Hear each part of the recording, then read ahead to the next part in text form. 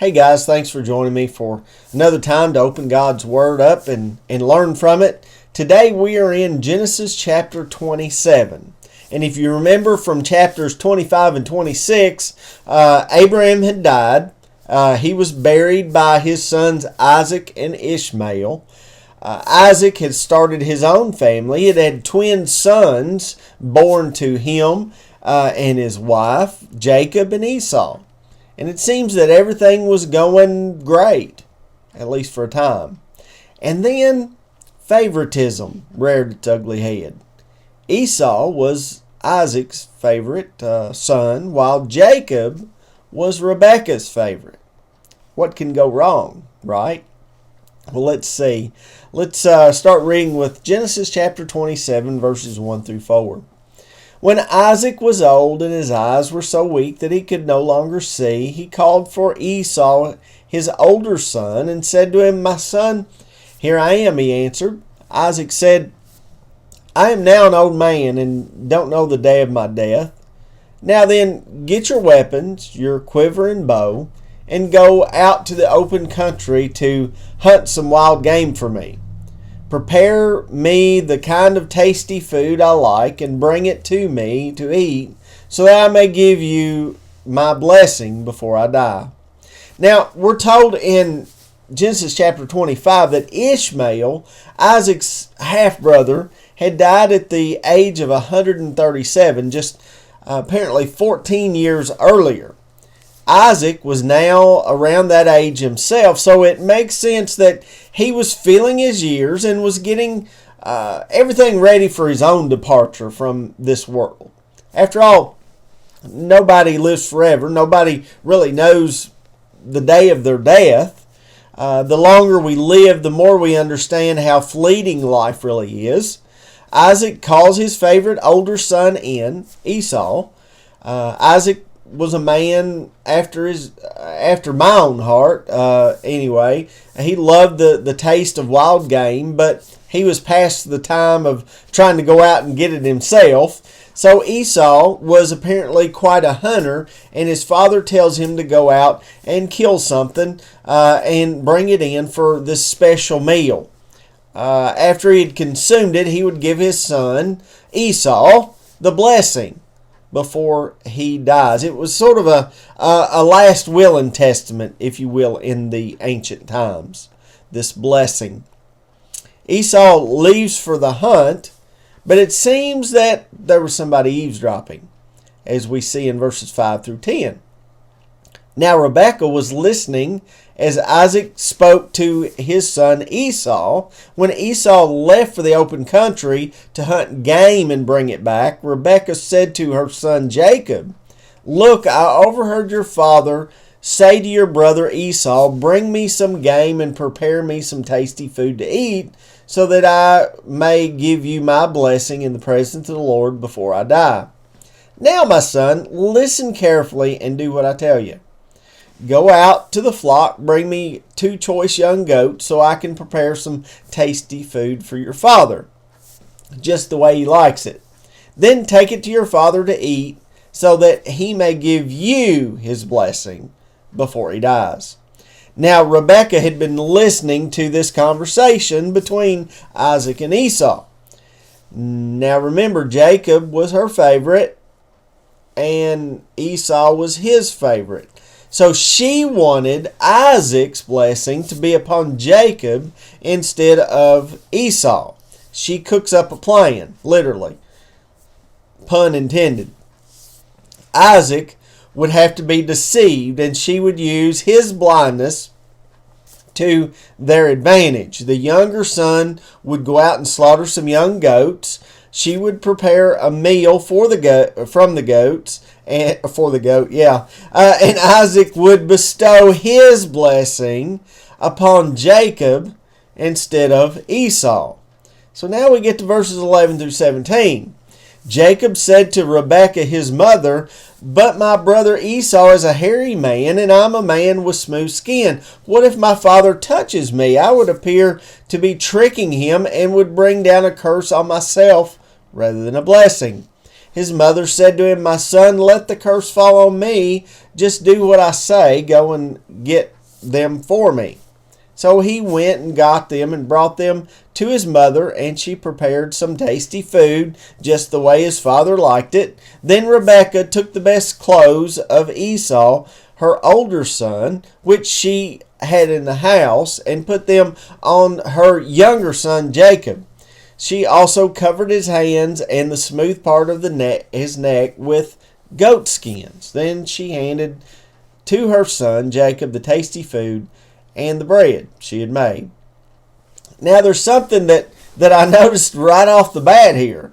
Notice that Jacob didn't try and argue with his mother about this deception being a wrong thing to do. There's no discussion about the morality of this scheme at all. On the contrary, he didn't contest what she was trying to do. He just brought up the fact that he wasn't as hairy as his brother Esau. Isaac would know that it wasn't Esau when or if he touched him. His father would be furious. Jacob might receive a curse here instead of a blessing from his father.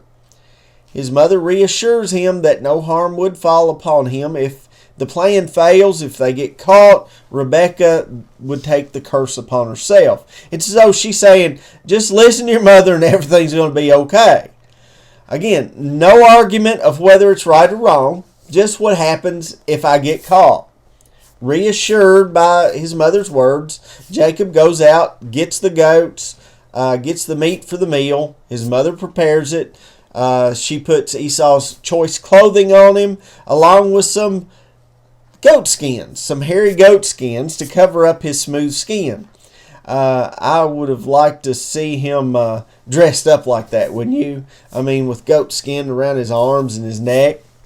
Now, there's one fact that we need to remind ourselves of here. Esau had despised his birthright and had forfeited it to his younger brother earlier on in Genesis. Before this incident, he sold it for a simple bowl of stew. Wouldn't it be kind of ironic if this was the same stew that was being cooked up for this ruse with Isaac? Whatever the case, it's go time. Jacob puts on the costume, grabs the food, and heads out to his father. This is where we get to verse 18 through 27. He went to his father and said, "My father?" "Yes, my son," he answered. "Who is it?" Jacob said to his father, "I am Esau, your firstborn. I have done as you told me. Please sit up and eat some of my game, so that you may give me your blessing." Isaac asked him, "How did you find it so quickly, my son?" "The Lord your God gave me success," he replied. Then Isaac said to Jacob, "Come near so I can touch you, my son, to know whether you really are my son Esau or not." Jacob went close to his father Isaac, who touched him and said, "The voice is the voice of Jacob, but the hands are the hands of Esau." He did not recognize him, for his hands were hairy like those of his brother Esau, so he blessed him.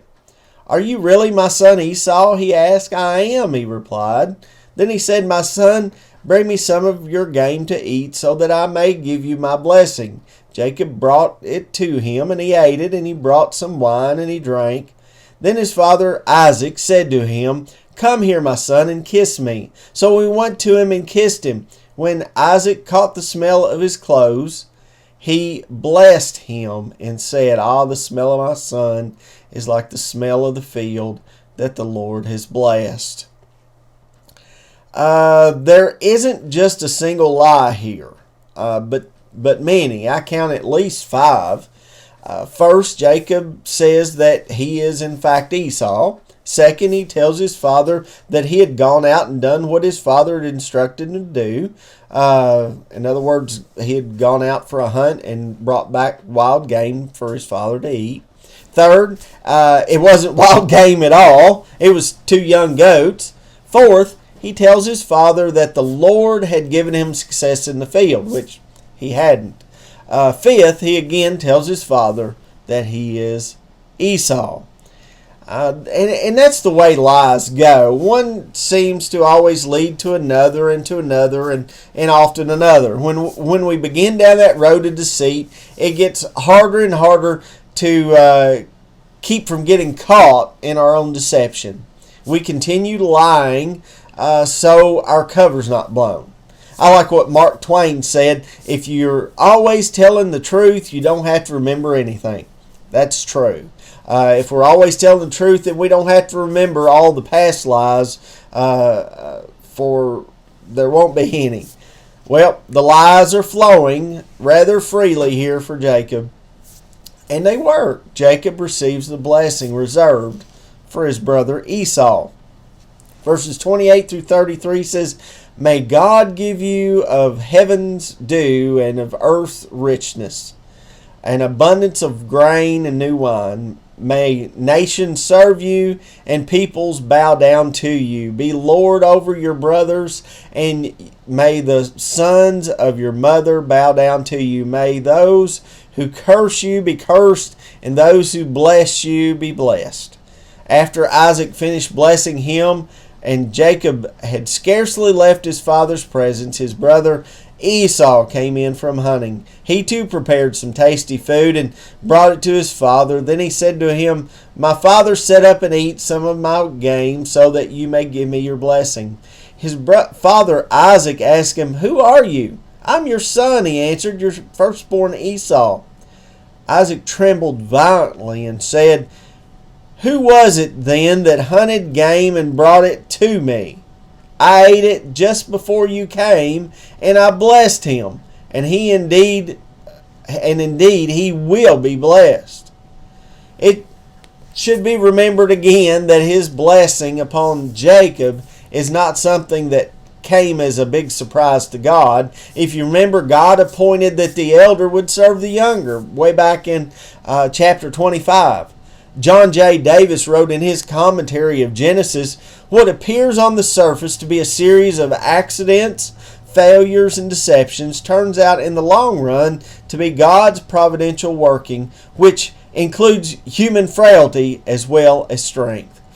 In other words, God knew all along what was going to happen here. He knew about Isaac's blessing upon Jacob instead of Esau. He knew about the lies and the deceits. He wasn't okay with him, but he knew of them well beforehand. Well, in enters, of course, the older brother Esau. He had been out hunting and had been given success. He prepares the game for his father, goes in to give it to his aged father Isaac. This is when it really gets good, doesn't it? Isaac now understands that he had been deceived. He had been tricked. He had given his blessing to someone else. And no doubt he knew exactly who it was at this point. As we'll read in just a moment, he is understandably furious for his favored son had not received the blessing reserved for him. Someone had stole this blessing. Verses 34 through 40 says, When Esau heard his father's words, he burst out with a loud and bitter cry and said to his father, Bless me! Me too, my father. But he said, Your brother came deceitfully and took your blessing. Esau said, Isn't he rightly named Jacob? He has deceived me these 2 times. He took my birthright, and now he's taken my blessing. Then he asked, Haven't you reserved any blessing for me? Isaac answered Esau, I have made him lord over you, and have made all his relatives his servants, and I have sustained him with grain and new wine. So what can I possibly do for you, my son? Esau said to his father, Do you have only one blessing, my father? Bless me too, my father. Then Esau wept aloud. His father Isaac answered him, Your dwelling will be away from the earth's richness, away from the dew of heaven above. You will live by the sword, and you will serve your brother. But when you grow restless, you will throw his yoke from off your neck. This is certainly one of the most moving scenes in all of Scripture. The elder brother begged for a blessing from his father, but it had already been taken by the younger brother. While Esau views this blessing as being stolen, we're reminded again that he had sold his birthright, which would necessarily include a blessing as a last will and testament from his father. Even though Jacob and Esau may have not taken this exchange seriously at the time, it gets really serious here. Esau had in fact sold it for a bowl of stew.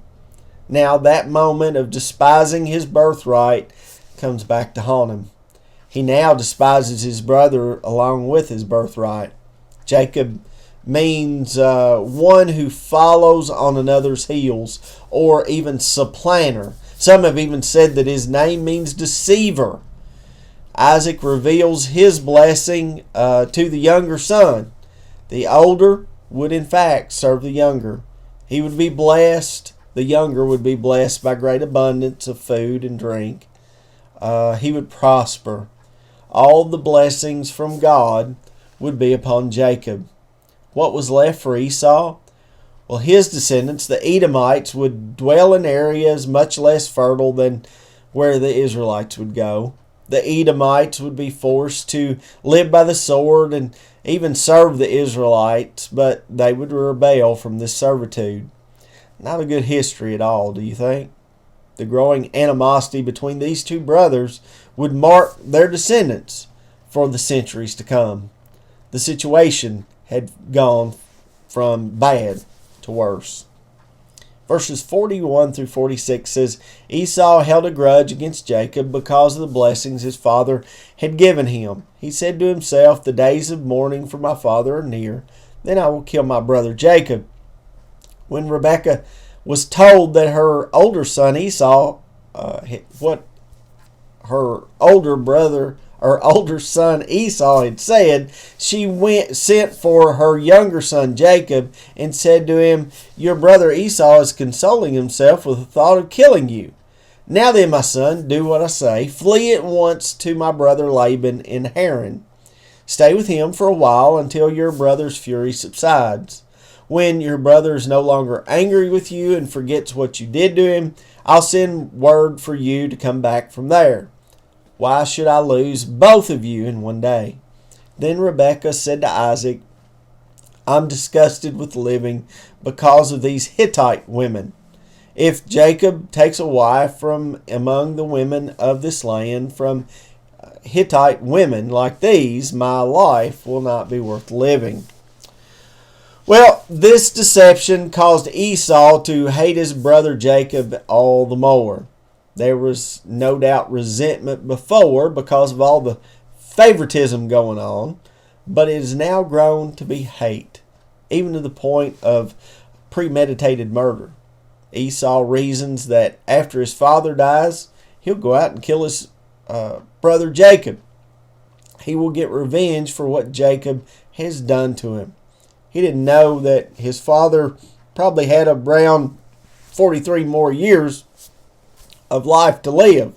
If in fact he was around 137 at the time of this deception. Rebekah got wind of what Esau was planning, so she again springs into action on behalf of her beloved son Jacob. She suggests he flees to Haran. He could go and stay with her brother Laban until Esau's anger subsides. This would essentially keep both brothers alive, for if Esau killed his brother Jacob, the elder relative left would essentially be mandated to kill Esau for this premeditated murder.